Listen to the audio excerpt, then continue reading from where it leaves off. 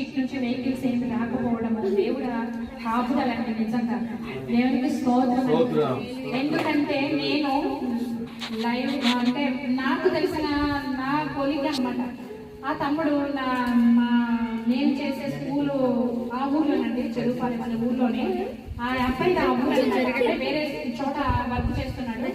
ఆ అబ్బాయి కూడా 2018లోనే ఆ అబ్బాయి కూడా జాబ్ వచ్చింది. పాపం కొత్తగా జాబ్ వచ్చి 3 years అయ్యిందండి. ఆ అబ్బాయి డిపార్ట్మెంట్ టెస్ట్ రాయడానికి వైజాగ్ వెళ్ళి వెళ్తున్నప్పుడు ఏమైందంటే ఏమైందో కానీ బైక్ పడిపోయి వెంటనే ఇలా లేస్తున్నప్పుడు వెంటనే అటు నుంచి ఒక ట్రక్ వచ్చి తొక్కేసిందండి అబ్బాయికి. వెంటనే ఇంకా అసలు హెడ్డే లేదండి అబ్బాయికి. అంత అలాంటి ప్రమాదం జరగకుండా నా భర్త నా దేవుడు